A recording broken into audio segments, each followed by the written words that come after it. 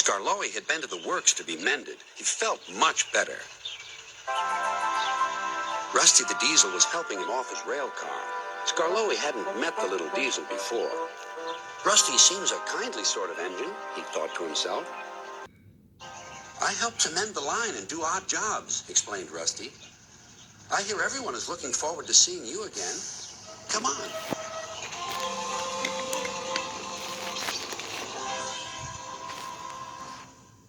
Peter Sam was feeling depressed.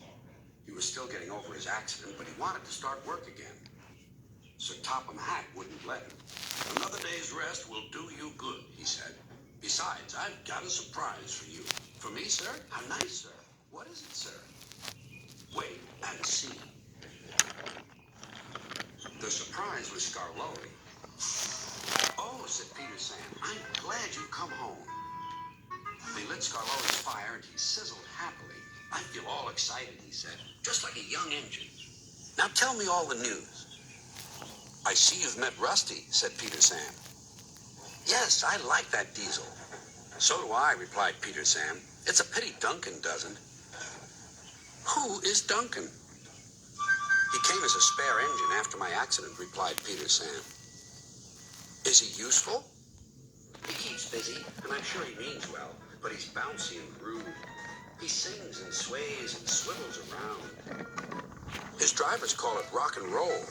I understand, said Skarloey gravely. His driver interrupted. Duncan has done it again. He's stuck in a tunnel. Come on, old boy, we'll have to get him out.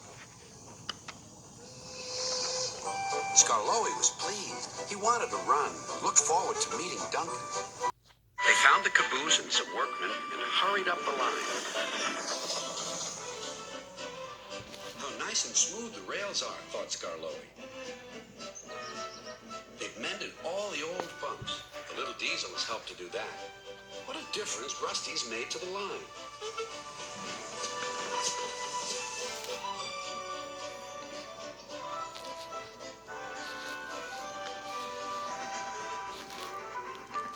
Quite soon they found Duncan. He was stuck at the far end of the tunnel, and he was very cross. I'm a plain blunt engine. I speak as I find. Tunnels should be tunnels and not rabbit holes. This railway is no good at all. Don't be silly, snapped his driver. This tunnel is quite big enough for engines who don't rock and roll. It took a long time to clear away the rocks and set Duncan free again.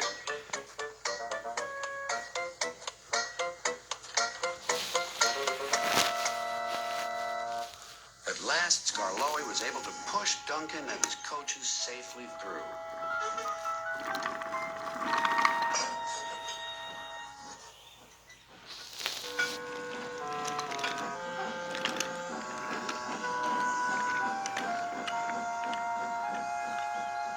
The caboose was left on the siding, and the workmen stayed to make sure everything was safe.